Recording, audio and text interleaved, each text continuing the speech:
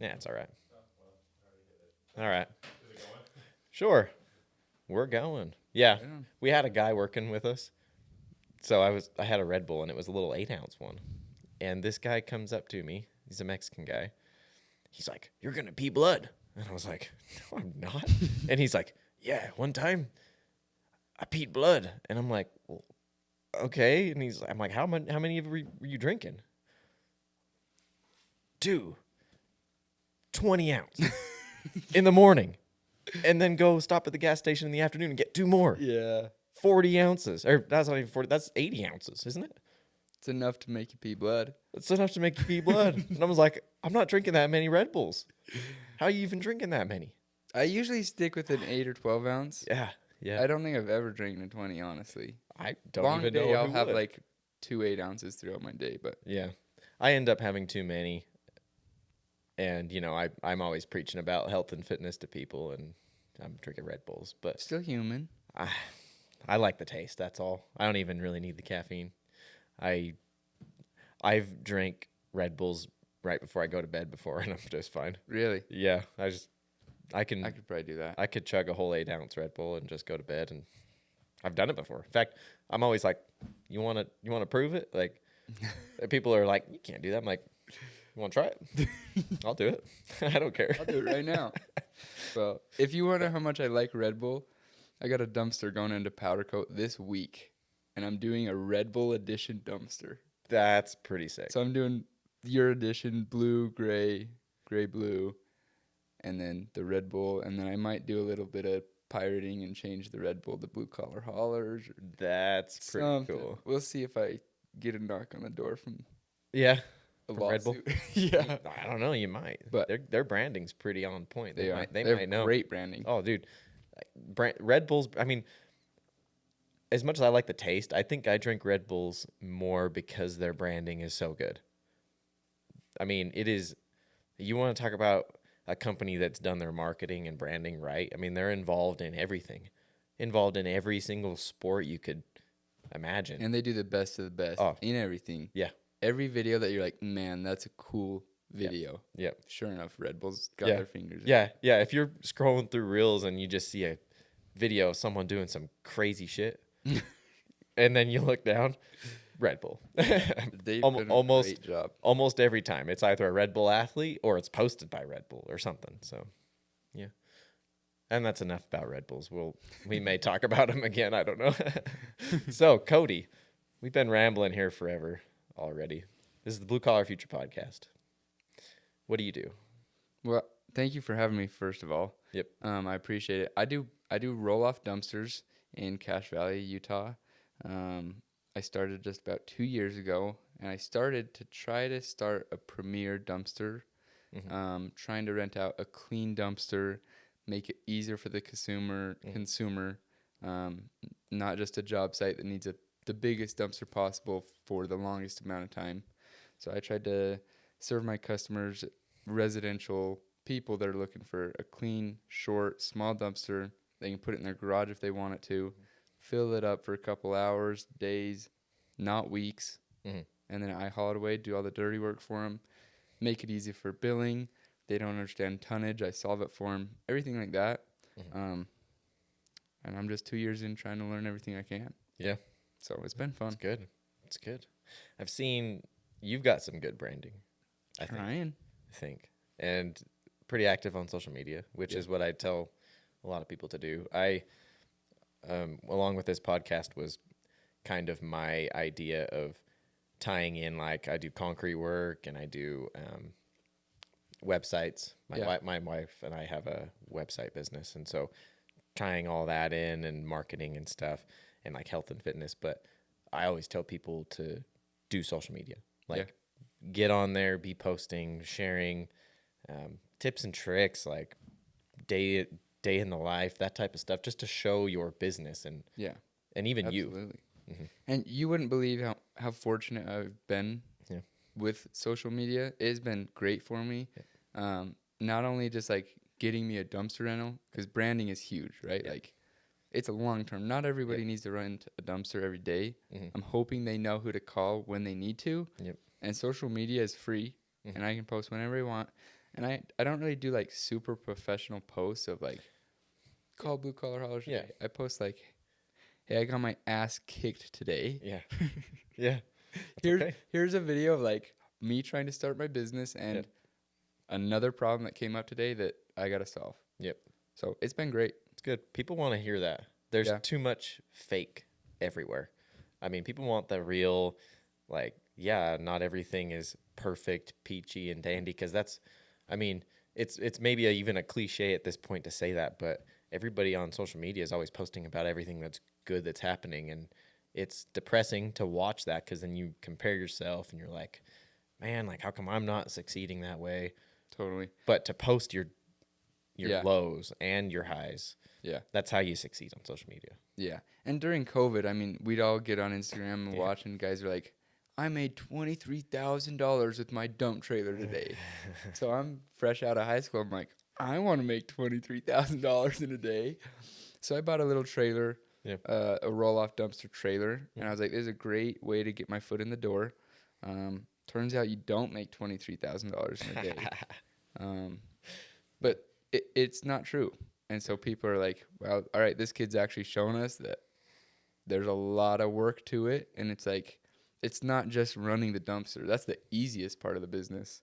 It's marketing, branding, cleaning dumpsters, doing paint job on dumpsters, everything like that. And I'm sure you know how this goes, that probably doing the concrete's really not the hardest part of the job. Yeah. I mean, it's physically, sometimes mentally hard, but everything else that's piled on top of it is difficult. Yeah. And so, I mean, a lot of times it's dealing with people that's the hardest. Right. For anybody in any scenario. Yeah. And I've based my business as like, I'm wanting to work with the people that no other dumpster business is going to want to work with, because they don't want to take the time to explain to them and give them rules. And like, they just want to drop it off and don't care if somebody's on site or not. Right. Yeah. And so I'm like, well, I'll take that client. Yeah. But they're going to pay a little bit more. I'm going to provide a service that they'll understand. Yep. Things like that. And it's been hard, honestly. Yeah. Like there's wintertime is a whole nother world up here. Yeah. I'm sure you know that. Yeah. Yeah. Summertime's great, but staying alive all the way through, staying consistent, like showing up when it is -20. Yep. Just to let people know like you're still here and ready to work. Yep. So. It's I almost don't even know how it would go living in a place like Texas or something where they work 100% all year long. I mean, right. I don't even know how that would be, because we have my whole life. I mean, it's like winter freaking shuts everything down. Yeah. It slows everything down. It's Yeah. And last winter was my first winter in business. Mm-hmm. I had a 1992 Dodge pulling my trailer. Yeah. And a 1988 Peterbilt, which I still run every day. Yep. And it seemed like I would wake up and like go to work to just start working on another problem with those trucks every day. And I was like, this is the part of business that people don't see. Yep. Your truck doesn't start in the morning. Mm-hmm. Your cans are frozen to the ground. Mm-hmm. Everything in the dumpster is frozen.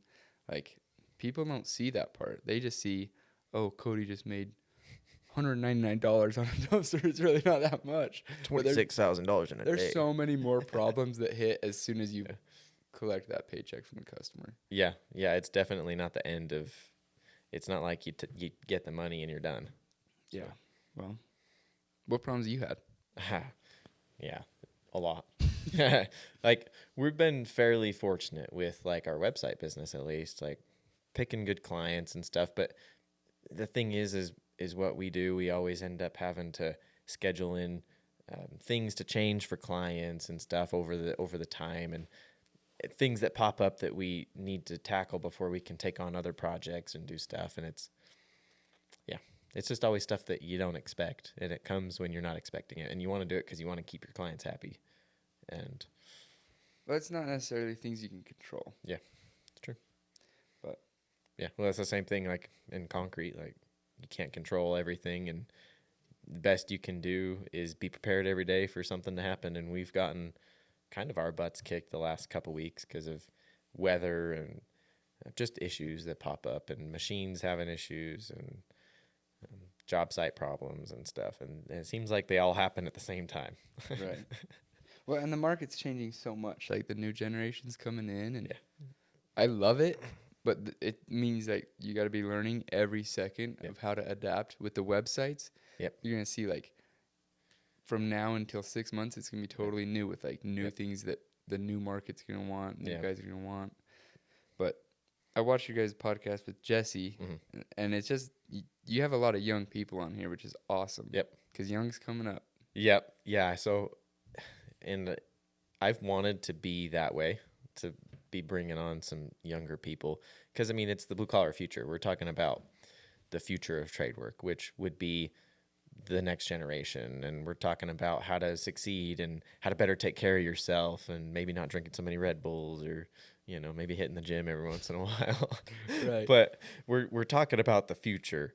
And I love having the perspective of older people that have experience, but at the same time, it's about younger people showing that you can come into the trades and it's a viable option.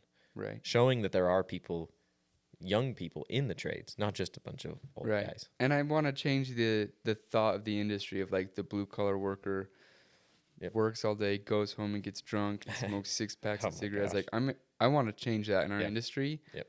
Like I mean I turned 21 this week, Oh, nice. and I think my biggest accomplishment this week was like I woke up the day after I would turn 21, 4:45 a.m. and went to the gym. Wasn't hungover, Yeah.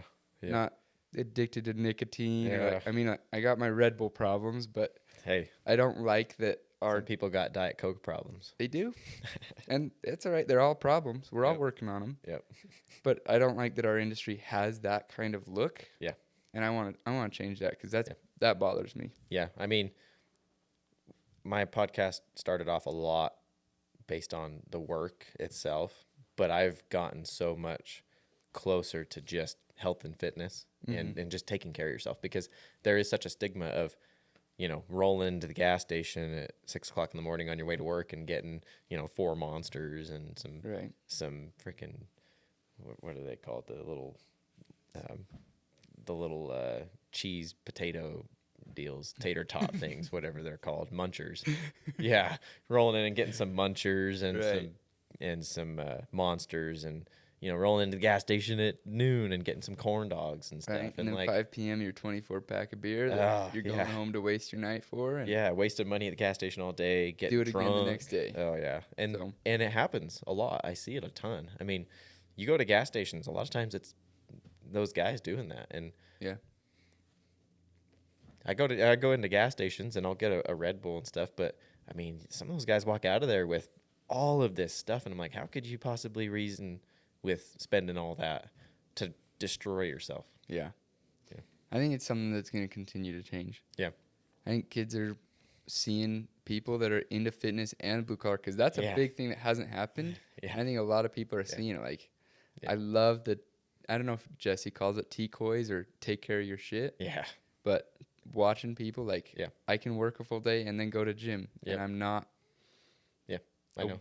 didn't it's work hard crazy. enough on the job site, right? Like I think that's going to change. Yeah. And he has a big impact with Yeah. saying that to people. Yeah, I've wanted to actually do something similar, like start, like almost add on to the Take Care of Your Shit series, Mm. because that's how I stumbled across Jesse. One of my friends sent me his profile, but I started following him and watching those videos, and I was like, that is someone I resonate with. Yeah. Because that's been my experience. I've been working in construction my whole life, but I mean, ever since I graduated, a year or two after I graduated, I started working out, and it was a complete game changer with working in construction. And everybody was telling me, you're not going to be able to do that. If you have energy to go to the gym, you didn't work hard enough, like all that type of stuff that you hear. And it's like, no, you go to the gym and you actually can get more energy. Right. You can actually feel better, perform better. Your job's not going to feel as hard. Yeah. Yeah, I think it's great. I mean, I've only been going for a couple months. Yeah. Probably 6 months, but I mean, I'm learning, like, I feel good after the gym. Yeah. Cold bath, and then I start my day for work. And Yeah. then I'm not, like, sleeping into the Yeah. last second, going to the gas station because I don't have enough time Yeah. to cook a good breakfast, and Yeah. then going to work, right? Yeah. Like, you can start your day off a little bit stronger. Yeah. You can start your day off better. Yeah. You know, that was a big change I made, was just waking up at the same time every day. and working out in the morning, I come and go with that. Like I'll do it and won't. I feel better when I do it, but a lot of times I just have other stuff that I get distracted doing. But the biggest thing is waking up early enough to have a little bit of time to prepare for the day instead of rolling out of bed, throwing your clothes on, running to the gas station, grabbing all your garbage and then running to work and you're late. And Right. there's a bunch of frustration there because, You everybody's like, start "Where your you day off been?" wrong Like, before you even. yeah, before you even start working. Yep. Before you even leave your house, you're starting off wrong. Yeah. And there's a whole culture of people that live by the seat of their pants and just, late to whatever, late to everything, late waking up, like all that stuff. And it just throws everything off. It's hard to feel good about what you do when nothing is scheduled. Right. Nothing is routine. You could do. And it's an acquired feeling. Yeah. Because Yeah. the first week of the gym doesn't feel good at No, all. no. And the first week of waking up, I'll be honest, the wintertime, my schedules are a little bit different. And the summertime, I feel like if I wake up and the sun's out, I need to be working. Mm-hmm. So if I go to the gym, it's got to be dark out. Yeah. Because if sun's out, I should be working. Yep. But we're going to see how this summer goes. Yeah. Because the last couple weeks, it's like sun threw me off again. I was like, all right, I got to work my schedule again. But So your business you started in 2020? 2022. 2022. Yeah. That's I guess that's not that recent. That's crazy. 2022 seems very I'm recent. just past my 2-year mark. Wow. And you have learned some lessons there. I've learned some great lessons. Not a lot of people will start a business at, 19? Yeah. Not a lot of people would do that and then be able to stick with it. I mean, businesses usually don't make it past the 5-year mark, let alone starting it when you're young and then making it more than a couple years. Yeah. Well, I hope I make it to the 5-year mark. I hope my branding's working. Hey, if you make it to the 5-year mark, you're probably going to keep going, I'd imagine. I hope so. I mean, did you work in any construction before that? Yeah, so I started a lawn care business in high school. Mm-hmm. I worked for another company, and that company got kind of sold off or whatever. So I started mowing lawns, and then I got busy and I bought a commercial mower and hired an employee, and COVID hit. I was in high school, so I wasn't going to school. So I ended up working a ton my junior year, pretty much just every day. Yeah. And I ended up finishing high school mowing about 55 lawns a week. Wow. And I was like, this is a sweet business. I loved it. I really did. You did? I loved it, and I loved the work. But I was like, this is really hard to scale. Yeah. And employees are pretty hard. I was young, so I didn't have a great mindset of like employees. I didn't treat them the way I probably should have. And so I was like, I need to get into a different business. I can maybe scale, maybe learn a little bit more employees. I mean, and lawn care is just a hard business to scale. And my back was hurting at 17 years old. And I was like, all right. I mean, I still love the blue collar work, but I want to get something in. I really have always liked trucks. I was like, I want to get into trucking of some sort. So. Nice. So back to the point where I had graduated, and so I've been doing concrete my whole life because it's what my dad does. Yeah. And when I graduated and was working full time, I did not like it, and I didn't feel good. My body ached and hurt all the time. I had a bunch of shoulder and back pain, and like all that changed when I started working out. That's the biggest thing. That's the biggest reason that I tell people to start doing that. Like, I'm not mincing words here when I say it makes your job easier, and it makes your body stronger to the point that the stress of the work isn't. I mean, it's negligible, I think. Yeah. Like, I think you'd be worse off just sitting at a desk all day without any movement, because we're not really meant to sit down. Right. So. Yeah. No, I mean, I think it's great. I don't have any working out's definitely made me feel better, and my body feels better, and my back still hurts, but I don't think working out's gonna totally fix that. It will. It'll strengthen it. Yeah. But I mean, I blew my knee in 2022, So the day I started my business, I got surgery. So I ordered my trailer in like December 21, right? Jeez. And then Yeah. February 1st, I blew my knee out, and I was in a full cast to start my business. So that sucked because I'm on crutches trying to drop a dumpster in somebody's yard, not knowing how to drop a dumpster, you know? Yeah. So that had its own world Yeah. of Yeah. learning. Mhm. And I really started going to the gym because of my knee, because I want to strengthen it. Like, you jump off a dumpster and blow your knee out again, like, I'm out. Yeah. Right? So that's the big reason I started going. But Nice. Yeah. Well, it's a good reason. And a lot of people would just shrink back. And I mean, because the popular media is, you can't do this because you're going to hurt yourself again, rather than you need to do this to strengthen your body. Because if you don't use it, you'll lose it. If you start doing less because you hurt your knee, it's just going to be a problem forever. right.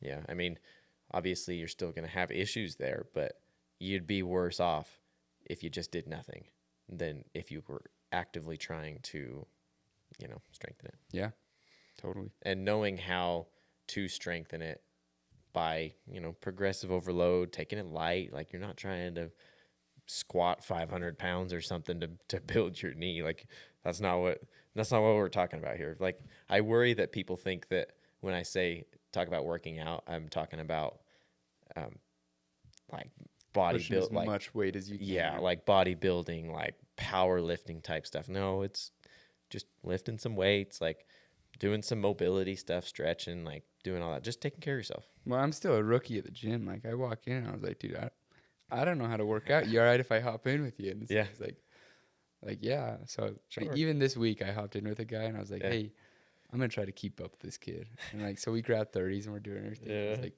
I'm keeping up with him. He's like, good warm up. Grabs 70s. And I'm like, I'm maxed here. This is about as far as I'm going to go. Yeah. But there's a lot of learning to it. Yeah, there's a lot of learning to everything, and a lot of people get closed-minded, and stuck in their ways, thinking that they, know everything, and that's the first mistake for most people. And I guess, I don't know, they just never learn anything else. So Right. the more I learn, the more I realize that nobody knows anything, and most people just pretend. That's true. You can make $20,000 in a day. Well, I believed it. They sold me. Most people pretend, and that's why it's so important to be real on social media and talk about it, because people want to learn and they want to grow as well. But if you're out there spitting a bunch of nonsense, like, Right. leading people astray. Yeah, and I've been blessed. People will be like, hey, I've been in that problem. Like, here's a solution that might help you. Like, Oh yeah. social media is great. And I know you're a huge fan of college. I know that. So, well, I went to college, so I started. Yeah. Actually, I'll Yeah. tell you a quick story about college for me, Yeah. because I'm a big proponent of college. Not graduating college, but going. So when I blew my knee, I started my Yeah. business all at the same time. So Utah State has a school called the Huntsman School of Business. Yeah. And they just started offering an entrepreneurship minor. Yeah. So it's 4 classes. The first class is like a creation class and marketing, and I don't know what the third one is, and then an execution class where you actually take everything you've learned and then put it into the business and start it. And you have to make money to pass the class. Yeah. So I went to school and took this minor Wow. all at once in one semester, and you're supposed to take it throughout like 4 semesters. Hey. Whatever. And I took it, and my teacher was like, this is a bad idea. And I'm like, look, I'm not here to go to college. I'm here to come learn as much as I can about entrepreneurship and leave. She's like, all right, try it. And it was great. I loved it. Yep. I didn't go back. Yeah. I mean, I took another semester. I took accounting and failed it and left. But it was a great minor, and I learned a ton. Yeah. And people supported me. Like, my professors were honestly like, they're starting to realize that the trades have a lot to offer. Yeah. They are. And this is what I worry about, actually, is people think that I don't like college at all. Because I'm actually not a fan of a lot of things about it. But I went to college, and I would go again. I spent quite a bit of money going through and to realize that I don't really want to do it in the first place. And I'm not mad about it. And I would go back because I do like to learn stuff. So Yeah. I like learning. And so that's, I would go to college for that. But the problem I have is through school, growing up, all of that, it's always go to college, go to college, Don't ask questions and take the generals. and just go. Yeah. You'll figure it out there. What a waste of time. Right, Because and- so many people that I talked to when I was at university would be like talking about how they've changed majors a bunch of times and they tried this and they tried that. And I'm like sitting here thinking about how much money I'm spending right now and how much money they've probably spent already Right. trying to figure it out. And I'm like, you could have been like working at least and just saving money and deciding what you want to do. Yeah. And then if you go into college with, okay, I'm going to do this. Yeah, go ahead. If that's what you want to do. Yeah. If it aligns with your values, if you have a plan for it, if you have a vision, yeah, that's great. My problem is people don't do that. Right. And the school doesn't help you do that. All No. they do is like, yeah, go to college. You'll figure it out there. Yeah, I agree. But Yeah. if you get in the right place, in the right, the Yeah. Huntsman school, Yeah, yeah. they're catching on and they're being like, man, blue collar work is Yeah. great. Like they love it. And I was like really considering sticking it with it and just like going to just do what everybody's told me to do. Yeah. Go to college, get a degree. Yeah. And I told my professors, like, they knew about my business. Like, I was there for my business. Yeah. So they were very involved and great to help me. And they're like, well, what are you doing here? And I'm like, I don't know. And they're like, well, why don't you go get to work? I was like, if a professor's going to tell me to Yeah. not go to college, Yeah. like, I'm here to learn, but there's work to be done. Yep. And I'll learn on the way. Yeah. So- See, that's pretty awesome because a lot of professors have been in school their whole life. So that's a lot of them, that's all they know. A lot of them, gone to school all growing up. They went to college to then turn around and teach people at college. Right. Like, it's hard to listen to professors that have been in school that long and only in school that long that really don't know. I mean, really don't even know about the business that they're trying to teach you about. I mean, say you're going for engineering like I was. I mean, some of the teachers are engineers, but some of them don't even know what it actually is like to be an engineer. Right. And so they're not teaching you things that you actually need to know. They're teaching you all of this theory and Curriculum that they were given. curriculum that they're given that you never use again. Yeah. And so there's a few different issues I have, and it's like if it I'm could with be you. if it could be more mainstream, like streamlined to where, I mean, an engineering degree only takes 2 years instead of 4, upwards of 5 or 6, because they add in all of this bullshit. Right. Because like I liked the math, so I'm not complaining about this necessarily. But in all of my math classes that were required for engineering, we were with mathematic majors that were studying theory and all of that stuff that we don't need to know. We don't need to know that.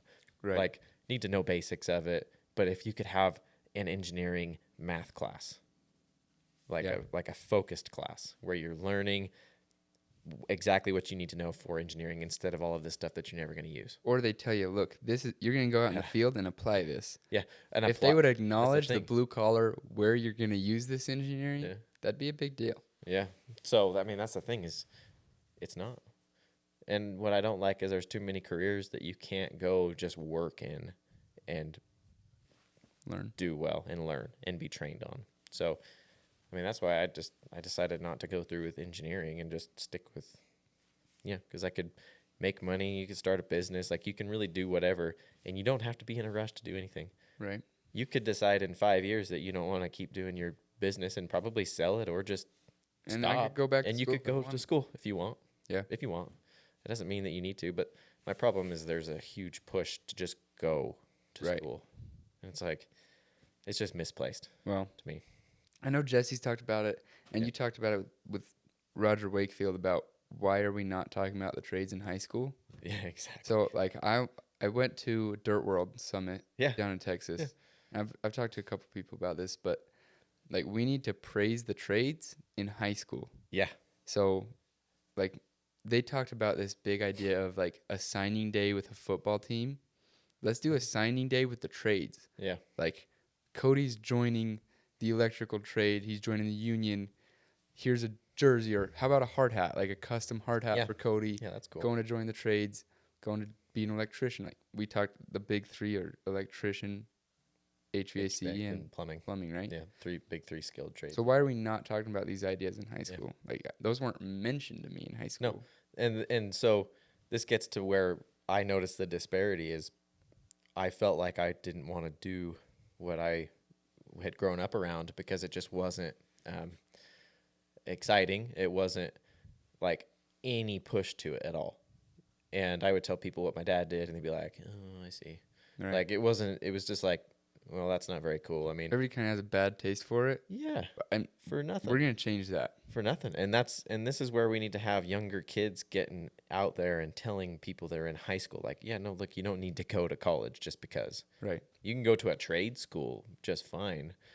Not going to cost you as much, not going to take as long, and you can get out making just as much money or more as people that are going for some people that are going for 4-year degrees that can't even find a job. And exactly. And I know even like people that are like, I just got my degree. Yeah. There isn't squat. Yeah. I was like, you could join a trade with knowing nothing about it and be making great money right now because the work needs to be done. It's needed. And it's AI is not going to come and pour your cement for you. No. I don't think they are for a while. No, I don't think it ever will. I think, especially for concrete flat work and stuff, I think it's going to has to completely change the way we do it for it to take over. I saw a 3D printed house not too long ago. I did see that. So, but that's taken over it. That's concrete with a 3D printer, and it did the foundation, the frame of it, because it was all, it took over the framing, like everything about it. Is that house still standing? We should check. It supposedly is. They were doing like a whole subdivision of them. I've seen them. Cool. I've seen them out there, but it's not very cost effective. And they set up like this whole cage around where the house is. For the 3D printer, right? It's just not very reasonable right now. And that's not even AI. Right. That's a 3D printer. I'm not. Sure technology will come, but with how much work is here right now. Oh no, it's never we gonna just need people to come in and work and do it. Yeah. And be skilled at it. Yeah. So it's not going to take away, at least especially not the way we're doing it right now. It's not going to take away jobs, and if anything, it'll just help. But especially not within, it's going to take a long time for it to actually make a huge impact. Because there's places where it helps, but it's mainly on like business end of stuff. So business and anything that's involving technology, which a lot of times isn't that much right now. So. And I want more technology to come. The dumpster industry is 150 years, like everything in the industry, the hook lifts, the hoist, everything. Hook lifts that I run on my little truck is new technology, and it's still old, right? Like nobody's changed any technology in the industry for hundreds of years. Yeah. Like the hoist I'm running on my Stinky Pete is 60-year-old hoist. Like it's old. Yeah. And everybody in my town runs the same thing. Nobody's like, is there any way we could do this better? Yeah. Is there any way to figure out how to get a frozen dumpster unthawed without having to put it in a building? Like, not much technology is being changed, and I want to see that change. Yeah. So I'm open to it. Yeah. Like, I don't want to be old school. Yeah. Yeah. And that's the thing, being open to technology and new ways of doing things is important.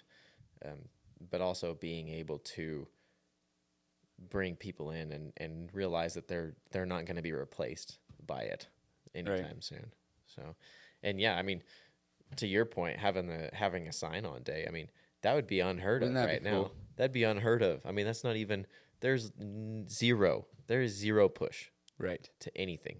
And why don't we put like a simulator in the schools, like that does rock trucks, excavators, like they exist. I've demoed them, test dummied them, whatever they are.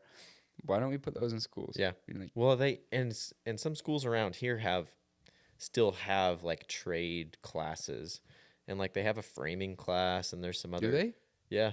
Well, at my school they did. They had a framing class where over a semester you build like this little shed, and then they sell it, and then that funds the program. Cool. But the school counselors don't give any push to it. Mm-mm. You know, they're It's like a play class. yeah. All right, They the school counselors. You tell them you don't want to go to college. They're like, oh no, you need to go to college. You need to. You got to be successful. I'm like, yeah, and that's what kids are growing up with. right. But Like we're changing this. we are. Everybody is. That's what we need to. Like Western Welding Academy, Oh yeah, yeah. they're changing. Did you listen to my episode with Tyler? Yeah, Yeah, he was a good guest to have on. yeah, great. He just barely finished his blue collar tour going around the schools. I didn't even. Yeah, they have a thing they're calling the blue collar tour. Okay. They go around to different schools across the country, Tech schools or high schools? high schools, Okay. and teaching kids about trade work, teaching kids about welding. And I think some of them they had like different trades coming too as well. Yeah. Yeah, I think he just barely finished it, and it was his last one was in Salt Lake in only last week or something. Okay. Yeah. So is it him that's posting like, hey, this kid graduated from Western Welding Academy 6 months ago, and he's making like $58 an hour right now, like a pretty high number. Maybe it wasn't that high, but a crazy high number. Yeah. Welding. Post He that took stuff. 6 months of school or Yep. however long we were talking about. Yep. Which is incredible. Mm-hmm. And he's not 250 grand in debt and 4 years out of life. Yeah. Because he's been going to school to find out that he really doesn't want to be an Yeah, engineer. that he doesn't really want to do anything that he's studied at all. I mean, and that's the hard part is going through all that schooling. You can't even tell what the job's like anyways because it's so disconnected. Most of the schooling, you're not doing the work that you're doing that you would be doing every day. Yeah. And I mean, countless times I'd ask engineers last time they used things that I'd be learning, and they'd be like, well, probably not since I was in school. Since I was in that one That's class. frustrating. It's annoying. Why are we taking up, years of our life learning things that we never touch again, not even revisit? And there's obviously you need to know foundational knowledge. You need to know all of these things help you with critical thinking and reasoning and stuff. But like, if you're never going to touch it again, I mean, Right. why is it in there? Why is it in the curriculum? Yeah. So, I mean, that's the biggest thing, doing stuff like Tyler is with the blue collar tour. Right. It's great. Mm-hmm. And I think we need to get into that trade schools. Yep. Praise the trades. Yep. Something like that students can be like, all right, this is a cool trade. Like, Yep. Everybody's stoked for me to go into construction. Yeah. And again, yeah, it needs to be exciting. Like, instead of when you tell people that you're not going to go to school and you're going to work in construction, everybody's like, oh man, really? Like, Yeah. is that really what you want to do? Well, I think social media has had a huge impact on this big. because you go on social media and watch like all the excavation boys. Yep. And they're got cool videos and kids are like, man, why is nobody telling me to go do this? Yeah. And like being a skilled operator is a big deal. Yeah. And I mean, even doing concrete, I'm doing. yeah, they're sweet. Yeah. I'm doing videos and stuff, and people are like, man, I wish I knew how to do this. Like, I'm like, Yeah. just go find some. I have people reaching out to me all the time that they want to get started into concrete and they don't know where to start. And I'm like, go work for somebody. I mean, it's the only way to do it. It's like the best way to do it is just to start working and doing it. Yeah. So. I honestly have a few regrets that I didn't do out of high school because I got into this business pretty quick. Yeah. But I blew my knee. I wasn't supposed to get into this business that quick, but I blew my knee. Yeah. I was starting a job to do framing. Yeah. And I was going to work for, let's say, 8 months a year, then go do concrete. Maybe electrical's hard because you really got to commit kind of to that. But why not go try a few trades? Oh, you can. You could spend your entire 20s doing different trades. You could do 2 years framing, 2 years in concrete, 2 years as an electrician apprentice, 2 years, in a HVAC, or a plumbing application. You could do all of that and then be like, okay, I don't like any of these. I'm going to go try something else still. And then you could go be a general and know how the house is going to be built. And you could go be a general after. And so know who to call when you need to be on time and fix this problems yourself. I think it's something I regret a little. Yeah. But there's still time still. There is. So, it gets hard, when you get older, past your 20s, because then you have your family and kids usually, especially around here, people get married pretty quick and have kids fairly quick, and houses and all of this stuff that starts piling up. But you can spend time, say from the time you're 18 to you're 25, trying different trades out, and then realizing that you like one and jumping into it. Yeah. Yeah, I think we're going to change. I mean, I just want this to change. I want the thought of blue collar workers to be changed. And I think it's slowly getting better from what it was 10 years ago. Yeah. Social media is pushing it. Yep. Like Troll Co. You follow, like all the guys have the dirty hands, clean mind. That's a cool thing to be part of, right? Like, I think it's going to change a lot down the road. What's your goal then with the dumpsters? So we'll switch back to your dumpsters. So I want every dumpster to be blue. Yeah. It's really just, I wish I could tell you where I wanted it to be in 5 years. I thought about this on the way down here. Yeah. And really, it's just like there's so many opportunities coming. I don't know where I'm going to be. I don't know if I'm going to be in residential serving just short dumpsters. Yeah. I don't know if I'm going to be in construction. I don't know if I'm going to be in a different state in 5 years trying it in a new area. I don't know where it's going to bring, but I'm excited about it, and I'm open to just new change all the time. Yeah. How many dumpsters do you have now? Little under 30. 30 dumpsters? Yeah. Oh, wow. That's a lot of dumpsters. So I've been picking them up. I've been flipping them. I've been painting them new colors. My gosh. Getting a little creative with it. And I'm trying to make dumpsters fun, which is a hard thing to do. Red Bull. Yeah. Yeah. So Red Bull can. I'll tell you what it's on the list. Probably not many. I haven't told anybody about this. Oh. I got 2 more cans in the powder coat booth right now. I'm doing one white that I post about this week. Yep. And I'm going to make it look like a USPS mail truck. Oh, that's cool. So I'm going to do like a red and blue stripe and do like same day delivery. Something funny. And then I'm going to do a Lightning McQueen dumpster for kids. Oh, that's cool. So make it just like if the kid sitting out the window sees that dumpster, he's like, man, that's cool. You know? I'm trying to make it more fun versus just a black dumpster that doesn't even have your company phone number on it. It's got freaking dick spray painted all over it, Yeah, I'm staying away from that as much as I can.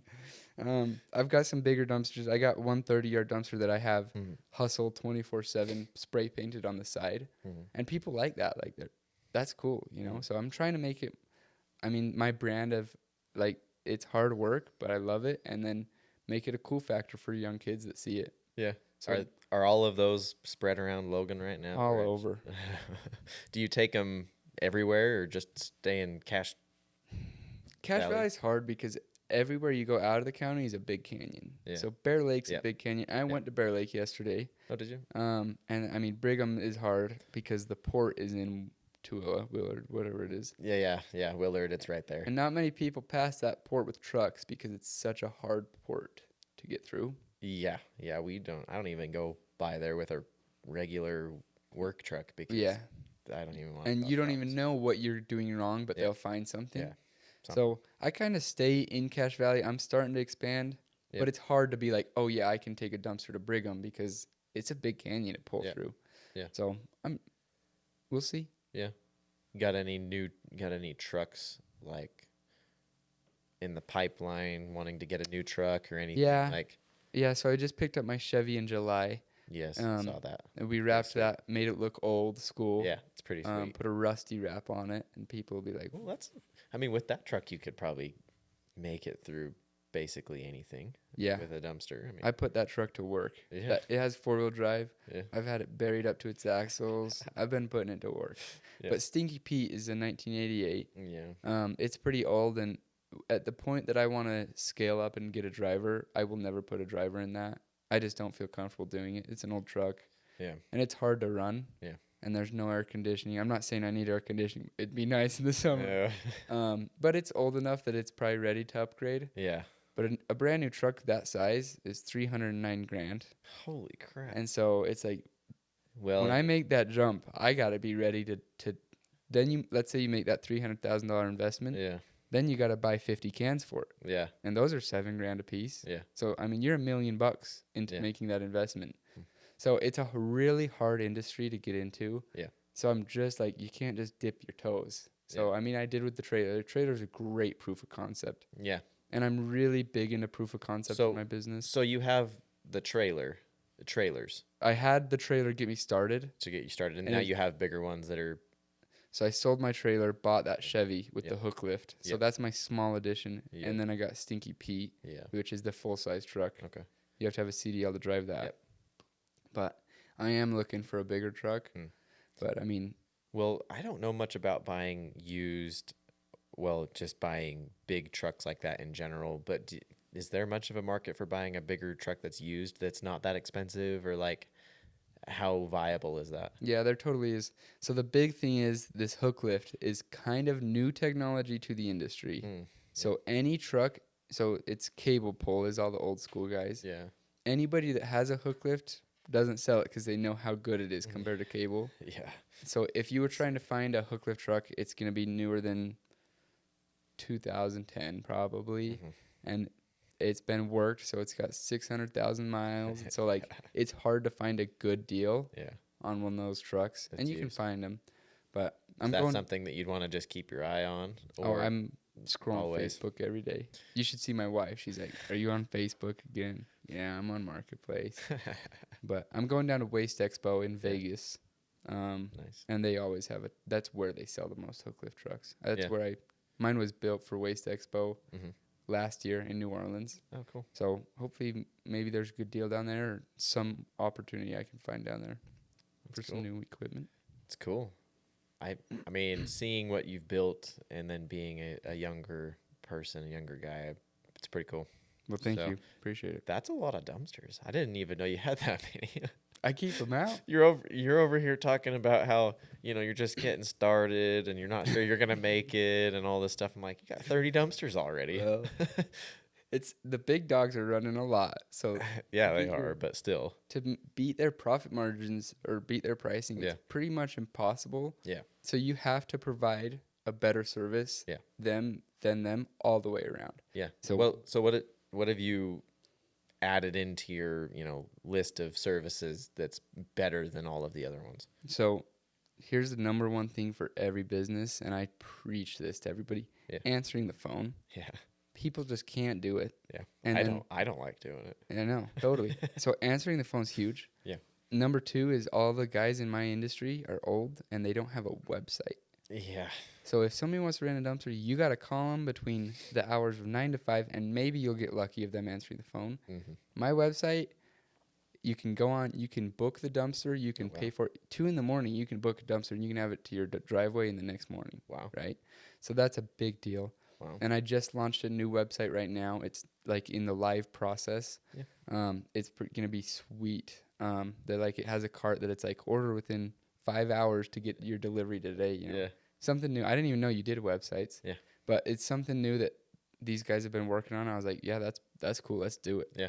So I'm trying to work on the website, and there's just so many things that like branding yourself. Yeah. It's not just one thing. Well, having your social media and your brand so built out with social media and having that website is, I mean, people always want to talk about like running SEO to your website and running ads all the time. But I mean, the best bang for your buck by far is having your branding on social media be on point and just posting on there. Yeah. And then having a website that people can go look at, because just having one sets you apart. Yeah.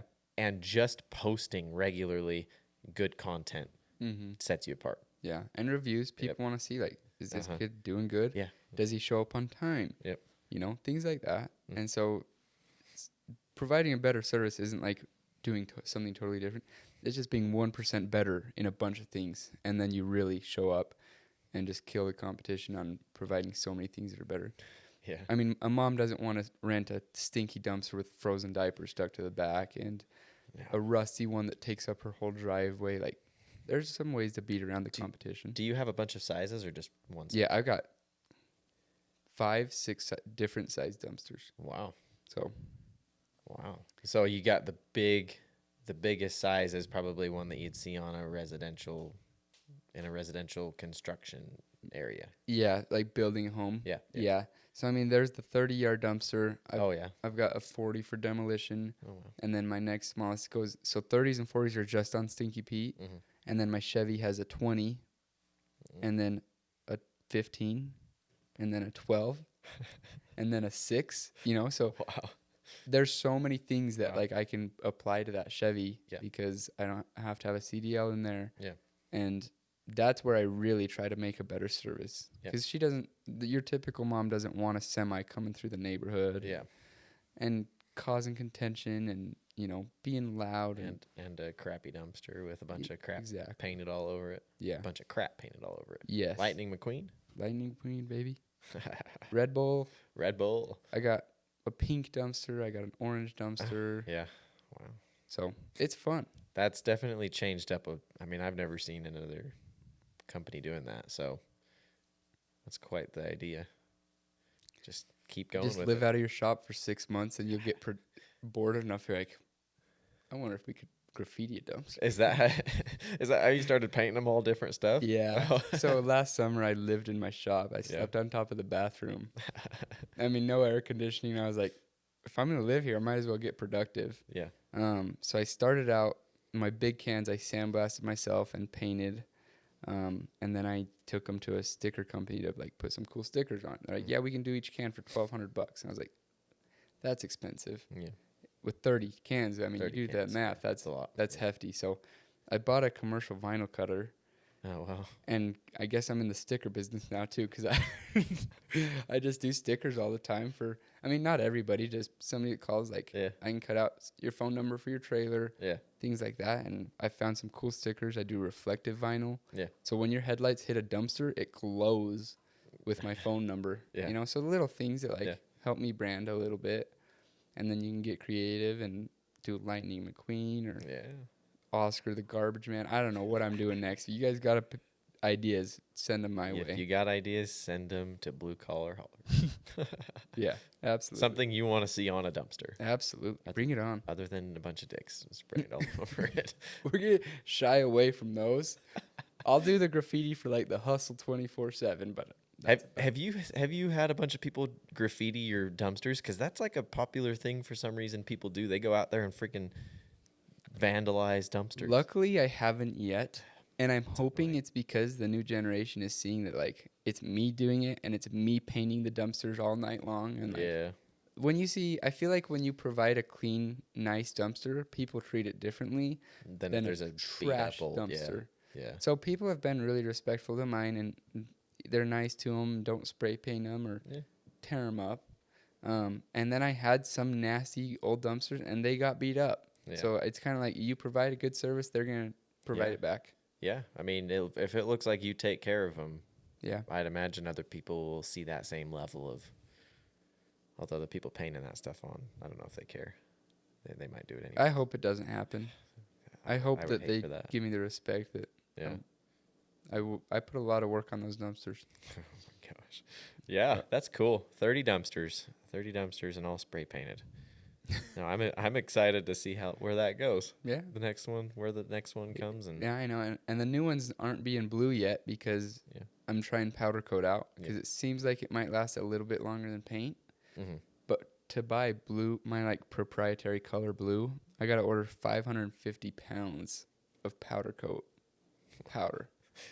So I'm like, holy crap, dude, I make that jump. Like, I'm trying to survive winter right now. yeah, So I'm doing them just weird colors. yeah.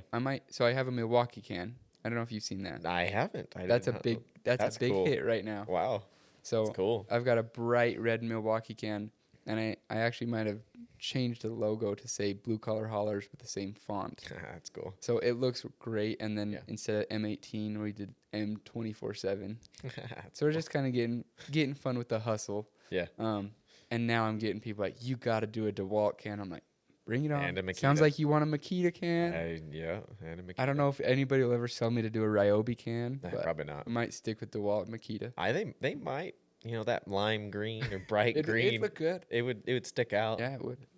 Yeah. So Huh. lots of opportunity there, and Yeah. just getting creative. Well, you have to, because if you're not gonna make the dumpster business creative, then they're just gonna be these trashy, beat up things, and nobody's. I mean, how much respect is there for dumpsters? You know what I mean? I'm working on it. We're gonna change that too. Exactly. Gonna But change that. no, it's been fun. Winter's hard. Yeah. You get creative in the winter. Yeah. I call it separation season. I call winters and Sundays separation season. Yeah. Because nobody else is working in the winter. Yeah. A lot of people just take the whole winter off for. Go to the beach. Yeah. Yeah. So I work in the winter and work on Sundays. Well, I work 7 days a week. Yeah. I try not to work on Sundays. Yeah. But if somebody books a dumpster, I'm going to do it. And Yeah. I show up.